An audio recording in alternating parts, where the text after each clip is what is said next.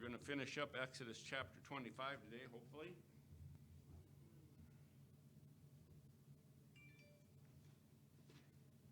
You have a microphone back there, Dana?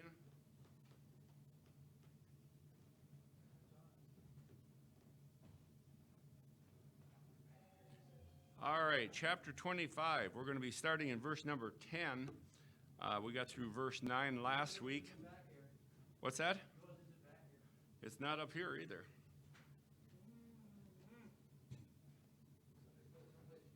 Oh, here it is. I found it. Way back up underneath here. Well, that's probably a good thing, because the high school kids were in here, weren't they? No, it was, I think they cleaned in here yesterday, Friday. All right. Exodus chapter 25, we're going to be starting at verse number 10. There's an awful lot in this, from verse 10 all the way down through on the construction of the ark and everything about the Ark of the Covenant. And people say, well, you know, it's very boring. Yeah, it is. But it's also very important. Because if you take and you look at everything that went into the Holy of Holies, it pointed to Christ. And we're going to take and we're going to look at a lot of this this morning. And we're going to see how important it is and everything that way. But in verse number 10 of chapter 25, it says, "And they shall make an ark of smitten wood, of 2 cubits and a half shall the length thereof, and a cubit and a half of the breadth thereof, and a cubit and a half of the height thereof." Now, here we see that God was very explicit about the size of this ark. That this coffin or this box was going to be exactly made to his specification. Now, if we take and we look at a cubit in our measurement is about 18 inches long. Actually, it's from the tip of your finger to your elbow. And it's about 18 inches is what they use for a cubit. Now, there's many scholars, Bible scholars, that believe a cubit in the days of the Old Testament was just a little bit longer than that. They said instead of 20 or 18 inches, it was 20 inches, or it could have been 21 inches. But in any case, if you take and you look at the size of the ark, you'll see that it is approximately, well, it's 1.5 cubits wide, it's 1.5 cubits high, and it's a cubit in its width. Now, that's about 18 inches is a cubit, and so you're looking at about 45 inches long, 27 inches wide, and 17 inches high. And here we see that it was going to be kind of a box type thing. And so anyway, but and so what we need to realize is that God had exactly the size that he wanted it. Now, why was it that it was going to be that small? Why wasn't it going to be, you know, longer, or it could have been 4 or 5 foot long, it could have been 3 foot wide, it could have been, you know, a lot higher. But why was it God wanted it that size? There's a specific purpose. Because of the weight? Huh? Because of the weight? That's part of it. But what were they going to do with it? They're going to carry it. They had to carry it from place to place. And so if it was any bigger than that, it was going to be really heavy. They were going to have more than 4 people carry it on their shoulders. And so here we see that God was very explicit about the size of it and everything else. Now, in verse 11, it says, "And thou shalt overlay it with pure gold, within and without shalt thou overlay it, and shalt make upon it a crown of gold round about." Now, here we see that God says, I want you to overlay the wood with pure gold. And as we recall from last week, what did gold represent? Royalty or kingship. And so God says, I want you to overlay it inside and out. Now, as I was thinking about this, of the ark, what else do we know that had to be covered inside and out? Okay, Noah's Ark had to be pitched inside and out. What else? What about the ark that was made for Moses? It says that his mother pitched it inside and out so it didn't leak. And so here we see that God also says, I want this pitched in, or I want pure gold inside and out, overlaid. I don't want any seams in it. I don't want to see any seams whatsoever in this here. It's got to be overlaid all the way inside and out, and it's going to show royalty. Now, if you take and you look at verses 12 through 15, this is kind of interesting. It says, and thou shalt cast 4 rings of gold and put them in the 4 corners thereof, and 2 rings shall be in one side of it, and 2 rings on the other side of it. And thou shalt make staves of smitten wood and overlay them with gold. And thou shalt put the staves into the rings by the sides of the ark, that the ark may be bore with them. The staves shall be in the rings of the ark. They shall not be taken from it. Now, this is very important. And the reason it's so important is because later on, there were some things that were done to the ark that were not supposed to be done. Now, here we see, what did God say about this? There was to be 4 gold rings put into the sides, each one on each corner of the ark. Then there was to be what? 2 staves put in those rings, and they were to be pure gold. Now, there's one word in there that is very important. And that word is found in verse 14. Born. What does it mean to be born? Oh, hey, I'm going to be born. No. What does it mean to be born? Carried. Carried. And so here we see that this was to be carried by those staves. Now, what happened in the days of David? He didn't do that. Huh? He messed up. He tried to make it, he had to put on a cart. Okay. He made a new cart for it, put it on there, and they were going to bring it to Jerusalem on a new cart. Now, what happened on the way to Jerusalem with this cart? It started to tip. Uriah held up his hand, and guess what? He was toast. You know, what we need to realize is that God is so explicit about the way he wants things done that when it's not done correctly, there's going to be consequences. Everything that God tells us to do, if we don't do it the way he wants it done, there's going to be dire consequences that we are going to have to live by. Because what happened with David then? David got what? Really upset, didn't he? You know, the thing I find so interesting about that story is this. Where did the ark go after this happened? Obed-Edom's house. What happened to Obed-Edom when the ark came to his house? Man, the guy got rich. I mean, God blessed him over and over and over and over and over. I mean, his animals, instead of having one offspring, had 3 and 4. I mean, the guy got filthy rich because he had the Ark of the Covenant in his house. You know, everybody thought, well, we're going to take it to Obed-Edom's house. He's going to die. But he didn't. God blessed him, and David saw the blessings that God was pouring out onto Obed-Edom, and he says, wait a minute, hold it. We've got to find out how this has to be moved.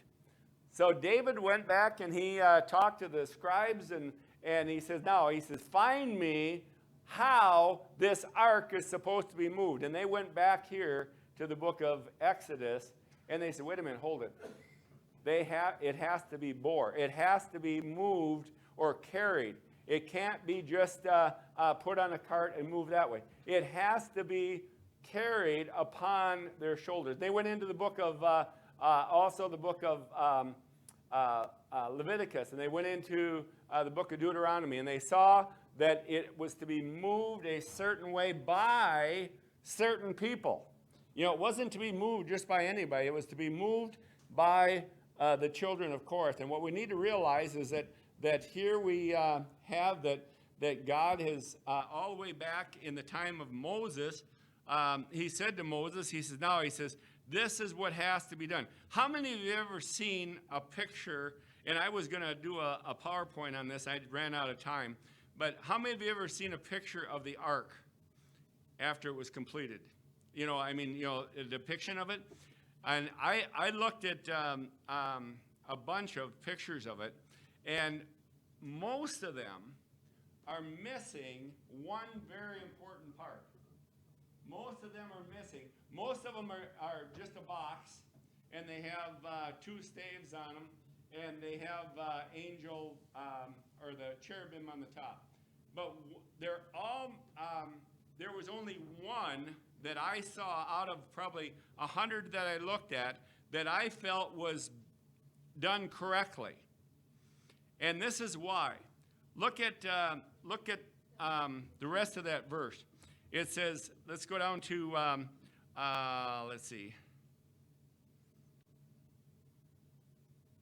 I got to find it. Corners, rings. What about the crown of gold? That's it, the crown of gold. Okay, God said that he wanted a crown of gold put all the way around it. He wanted a crown of gold to go completely around the top of it. Now, that crown of gold was to be raised just a little bit all the way around, but it was to be that looked like a crown. And many of the depictions that I saw of the ark did not have the crown on it. Yeah, it didn't have the crown around it. All it was just a box. And it had, two angels on the top, and they said, well, this is the ark. Well, that's not what the ark was. The ark had to have a crown of gold, of pure gold, all the way around it. Now, it's very interesting that God wanted this crown to be around it. Why did he want the crown around it? Well, what does a crown represent? Royalty or kingship. And God said, I want a crown around the Ark of the Covenant because the King of Kings and Lord of Lords is going to be sitting on that throne. And he says, I want a crown around. God wasn't going to wear the crown, but it was going to depict his royalty and his kingship. Now, verse 16, it says, let's see here. Find it? Hang on. It says, and thou shalt put into the ark the testimony which I shall give thee. Now, here we see that God says, I'm going to give you a testimony. I'm going to give you the law. I'm going to give you something that I want you to put inside this box. Why was it God wanted them to put that inside the box? They couldn't look at it. I said protection. Well, they were taken, keep it forever. Now, God said, you know what?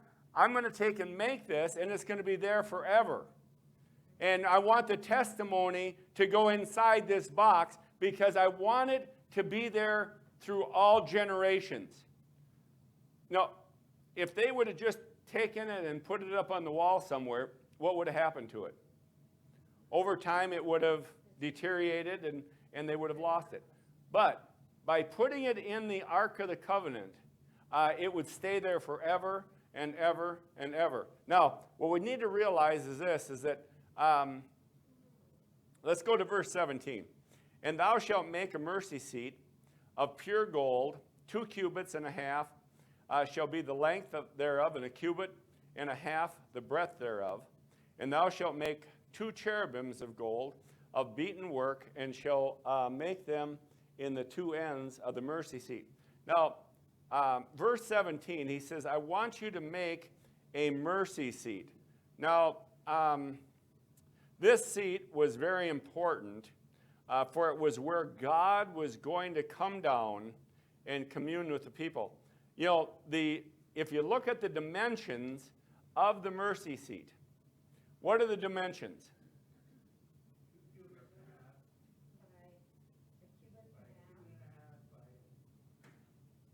Okay, and what is the dimensions of the ark?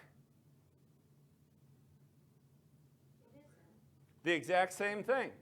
Okay, so what we see here is we see that the mercy seat, the top, was to be the exact same size as what the ark was. The mercy seat was to be the exact same dimensions as what the ark was. Why was it to be that way? Huh? It was going to cover it. And God says, I want this to be exactly the way I need it. Now, so here we see that the dimensions were exactly, the top was exactly like the bottom was. Now, the mercy seat was God's throne on earth while the children of Israel were in the wilderness. The mercy seat means the place of propitiation. And here, the blood or the sin offering was going to be sprinkled upon it how many times a year? Once a year. Once a year, the high priest was going to come in with the blood of a bullock, and he was going to go in there, and he was going to sprinkle 7 times on that mercy seat with that blood. What did that do?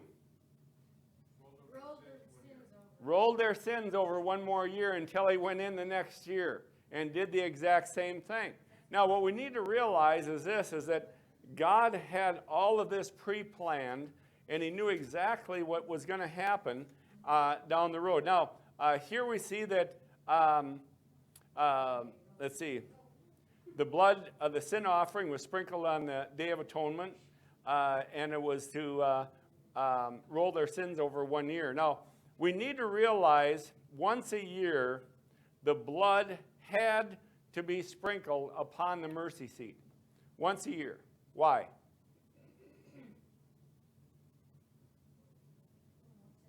Or their sins wouldn't have been what? Their sins wouldn't be rolled over. No, their sins wouldn't have been rolled over. Well, all right, what's happening now? Did the high priest go in and do this now? No. Why not? They don't have sacrifices. Huh? They don't sacrifice. Well, because the reason they don't do that is because Jesus went into the Holy of Holies once. And he sprinkled his blood upon the mercy seat in heaven. You know, there's a lot of people that have said, well, you know, there's a lot of places that they're looking for the Ark of the Covenant. There's places all over the world they're looking for the Ark of the Covenant. You know, because they feel that it's buried somewhere. They feel that it's underneath a building somewhere or something else. I don't believe that. And the reason I don't believe that is I believe that the Ark of Covenant is in heaven. And I can show you that in the book of Revelation. I have to find it. But, and the reason I say that is that where did Jesus have to place his blood? On the what? Mercy seat. And where was the mercy seat?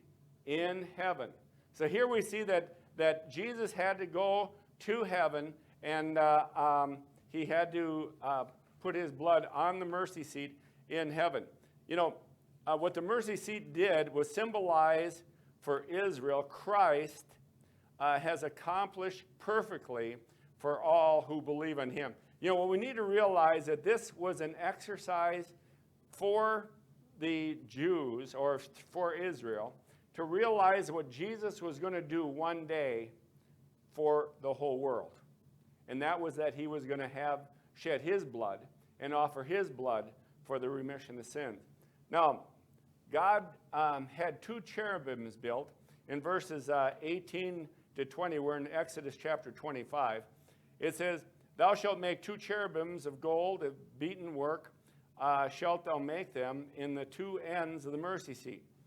And make 1 cherubim the one end, and the other cherubim the other end. Even for the mercy seat shall ye make the cherubims on the 2 ends thereof. And the cherubim shall stretch forth their wings on high, covering the mercy seat. With their wings and their faces shall look one towards the other. Towards the mercy seat shall the faces of the cherubims be. And thou shalt put the mercy seat above upon the ark, and the ark in the ark thou shalt put the testimony that I shall give thee. Now, here we see some very interesting things. Now, if you take in it says that he's to make what? 2 cherubims, one on one side and one on the other. Now, there's some very interesting wording here. They were to be made out of what? Pure gold. Pure gold. Now, I want you to look at the wording in verse 18. It says, if I can get there. Where am I at here? Verse 18, it says, and thou shalt make cherubims of gold. Okay, look what it says, the next 2 words. Of what? Beaten work. Of beaten work. Now, do you know what that means? What does it mean? Huh? Okay, now. Okay, now think about this for a minute. The ark and the mercy seat could have no fasteners in it. There could be no nuts, bolts, screws, anything like that. Nothing. Okay? If you take and you think about it, it says, I want one made on the one side and one made on the other side. Now, I believe fully this. I believe that there was a chunk of gold, just a big chunk of gold, and they had to beat the work out of that. They had to hand carve these 2 cherubims out of one chunk of gold. Not only that, but they also had to carve the mercy seat out of one chunk of gold. They could not use a mold to do this. They couldn't make a mold of these cherubims, pour the gold in it, and then say, okay, here we are. Now, how are we going to fasten them on there so they'll stay and not fall off? You know what I mean? And it says that a beaten work. What that means is that they had to do it by hand. Now, as I was thinking about this, I thought, man, alive, that's an awful lot of work. You know, that's an awful lot of hand work. But let's fast forward a little ways, and we're going to see this down the road. But what did Aaron use to fashion the golden calf?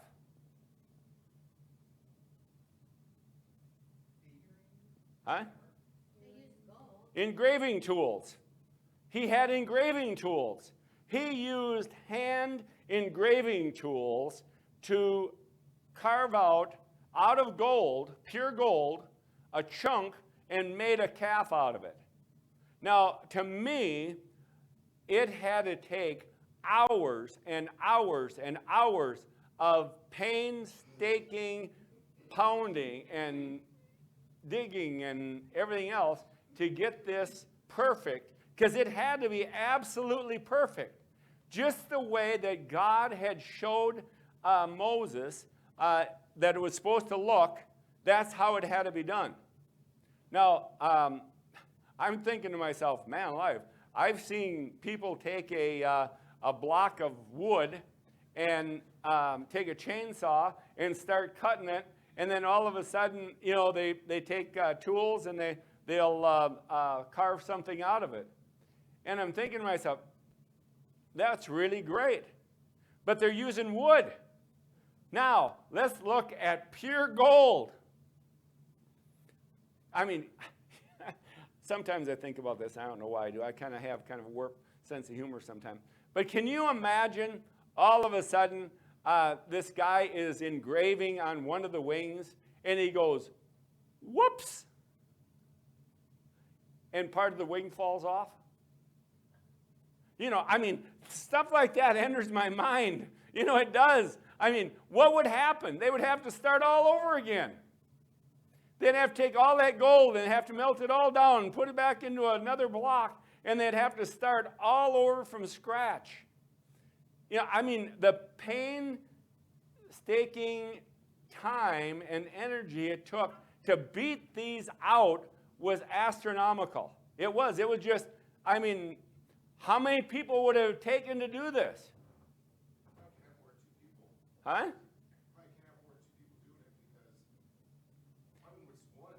Yeah, probably it was only one person.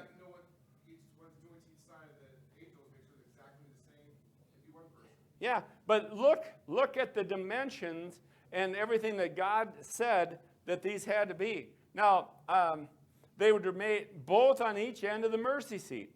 You know, one on the one end, one on the other end, and the two cherubs were to be crafted out of one piece of gold, and the time it had to take was unbelievable. Now, think about this. How wide is this?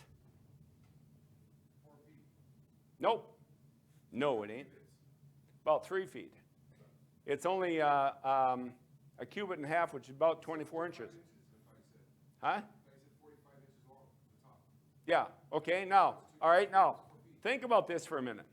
You've got this chunk of gold, and you have to have one wing that goes over half of it, and you have to have the other wing that goes over the other half of it from the other side, and they have to meet.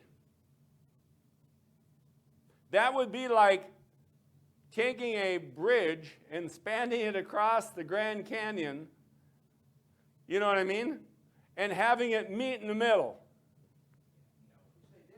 Huh? Yeah.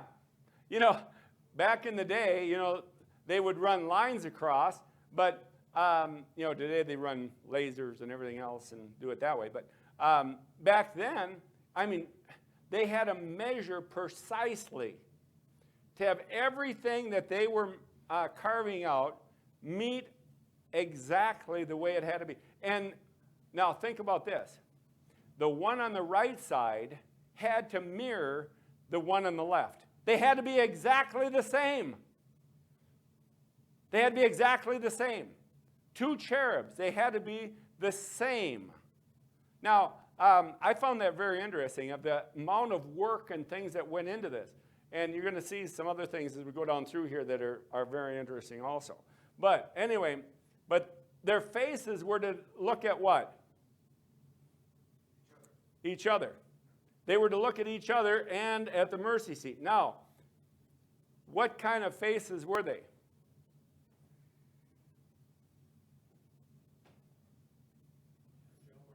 Huh? Well, would they have been of a man? Or would it have been as an animal? Some people think it's a bird. Huh? Some people think it's like a hawk or a bird.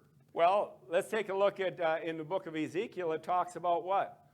It talks about a man's face, it talks about a lion's face, it talks about an eagle's face, and it talks about a bear's face.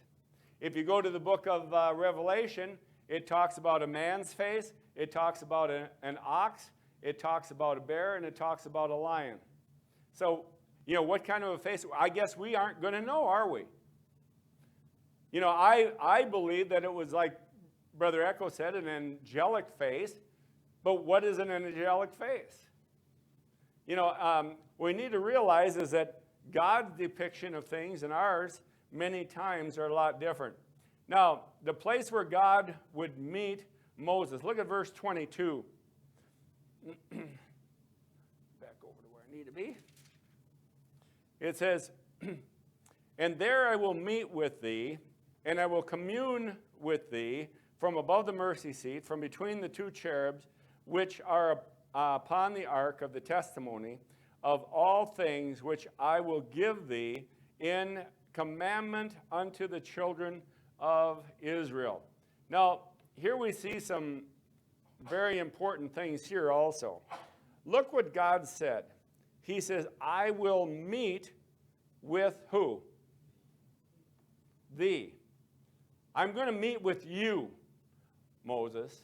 I'm not going to meet with all the people. I'm going to meet with you. I'm going to meet you there. Now, he goes on to say that I'm going to commune with you. I'm going to be above the mercy seat or above the crown of the ark.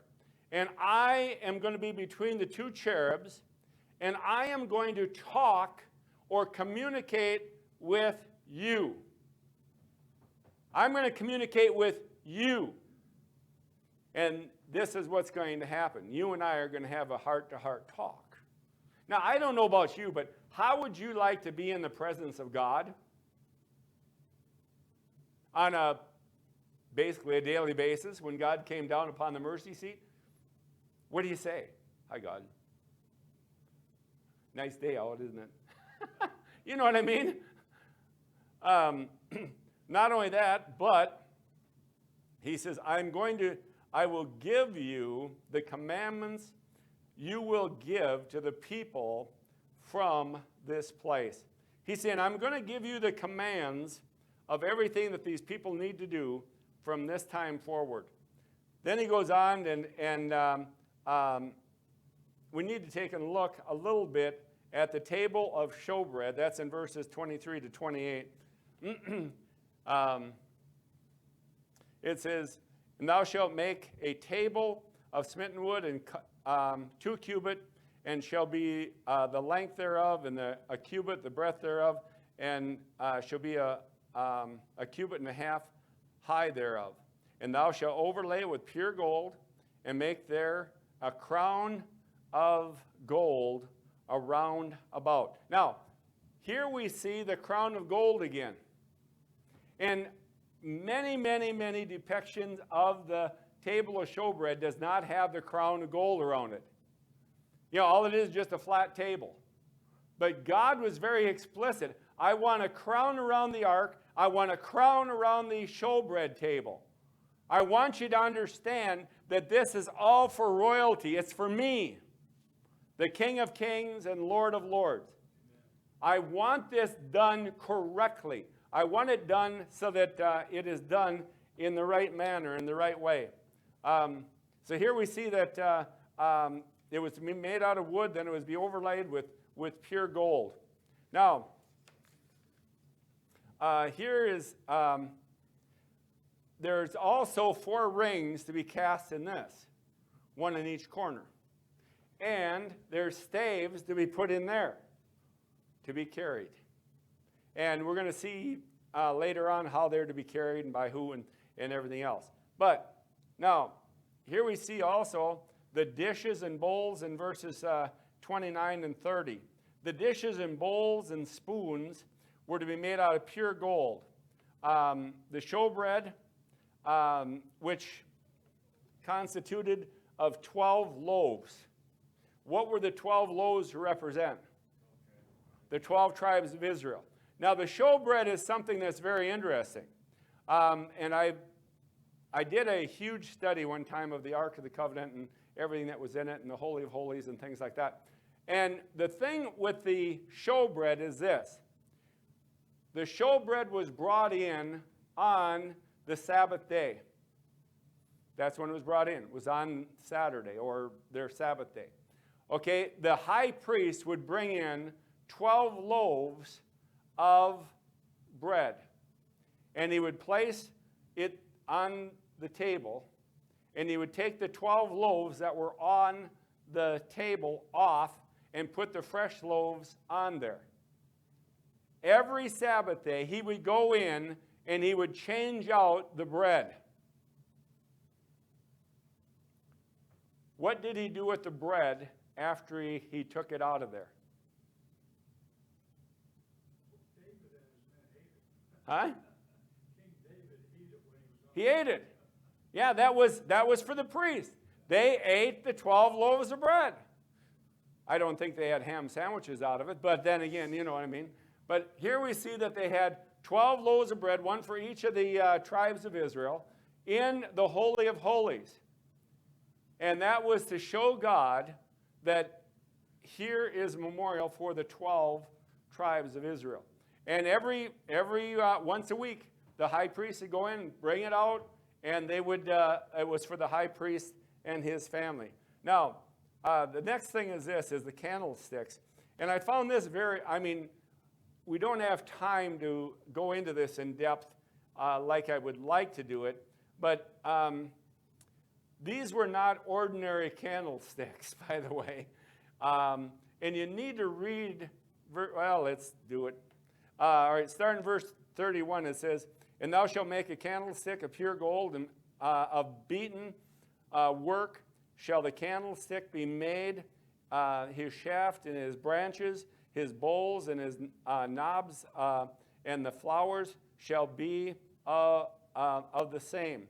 The 6 branches shall come out of the sides of it, 3 branches of the candlestick out of one side, and 3 branches of the candlestick out of the other side.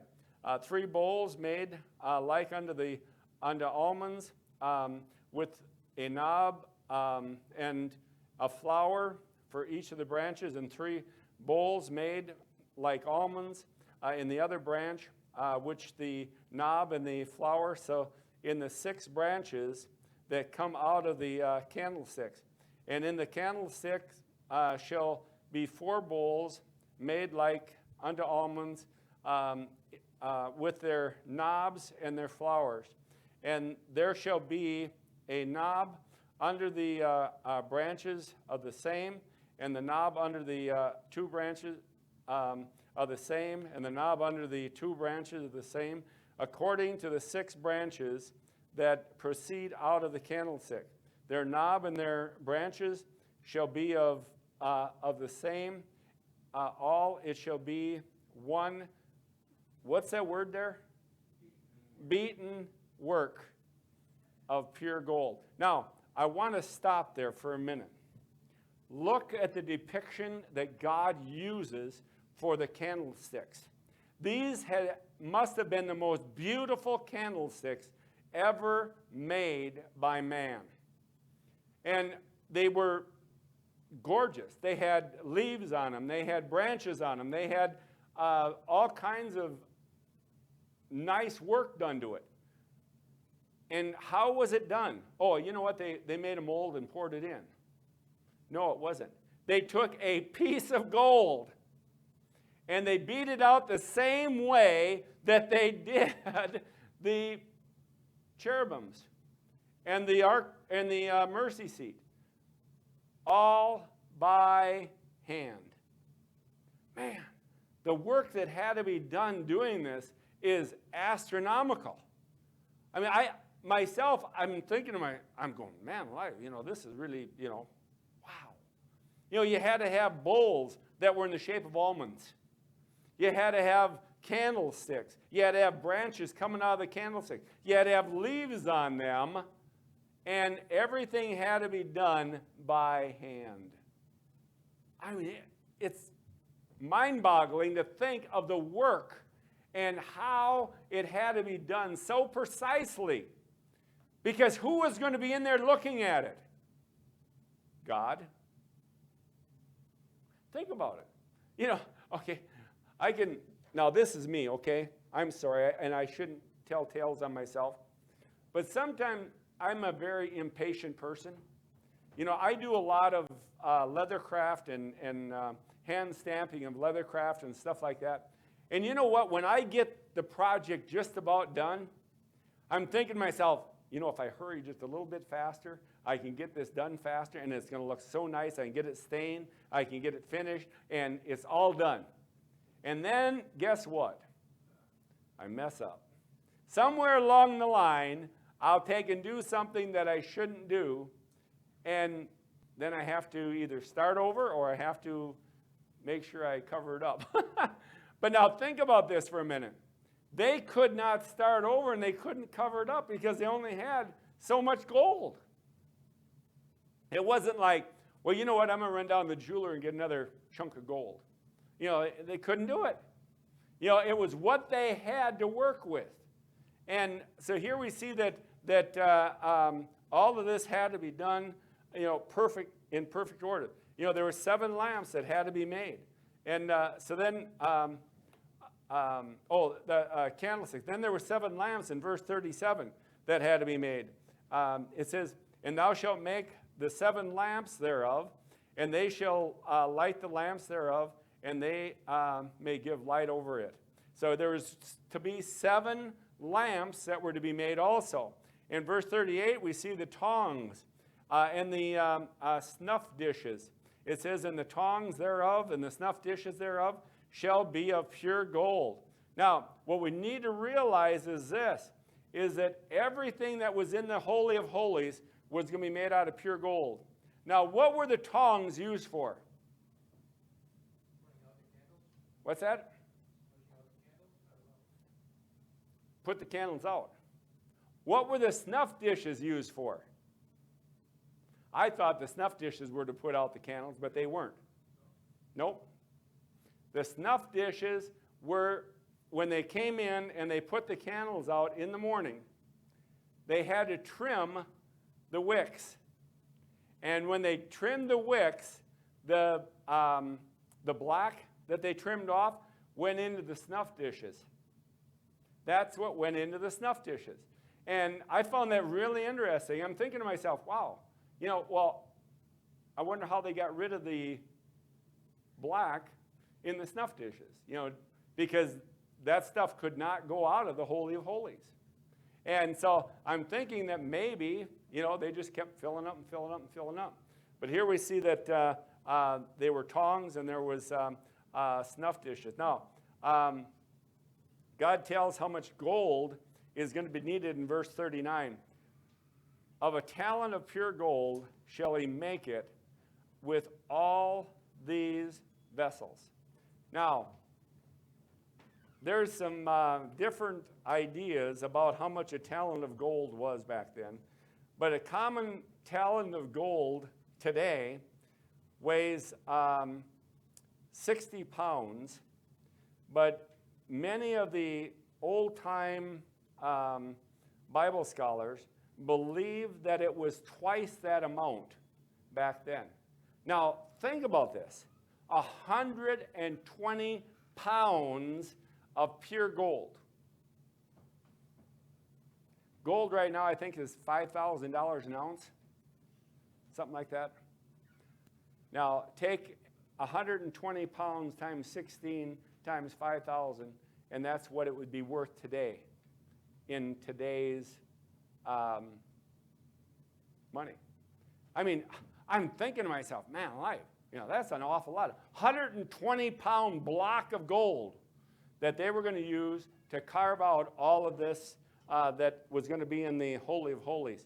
But then Moses God gives Moses instruction. It says, and look not thou, and look that thou make them after their pattern, which was showed thee in the mount. What God is telling Moses here is, I want you to make everything here exactly what I showed you here in the mount. Now, as I was doing this, you know, sometimes I kind of think more into it than what I should. Have you ever done that? Think more into it than what you should? Now, here's Moses in the mount all by himself with God. You know, where did God get all this information from? The cloud. No, I'm just kidding. Just kidding. But think about this for a minute. How did Moses know exactly what God wanted this to look like? I'm sure that either God put it in his mind or he may have made an image of it and said, now this is the way it's supposed to look. This is how the cherubims are supposed to be. This is what the mercy seat is supposed to be. This is what the candlesticks are supposed to look like. This is what the bowls are supposed to look like. This is what the tongs are supposed to look like. This is what the lamps are supposed to look like. You know, somehow God communicated with Moses the exact dimensions and the exact way all of this was supposed to look while they were on the mount. And I find that very interesting. If God can do that, God can communicate with us too, can't he? And we just need to take and be ready to listen to him. All right, let's have a word of prayer. Father, thank you so much for today. Thank you for this lesson. I just pray, Lord, that you take and be with us now, guide and direct in all that we do and say. Pray for the church service, that everything that we do will be for your honor and your glory. In Jesus' name we pray. Amen. All right, we're going to start church in about 7 minutes. Well, we just went by a big explosion Huh? right down the street from your apartment. At the U-Haul place right there, there's a big old truck, or I don't know, a truck on fire. And we just got there right when it started happening. And it blew up. Oh, man. We couldn't fill it. U-Haul truck?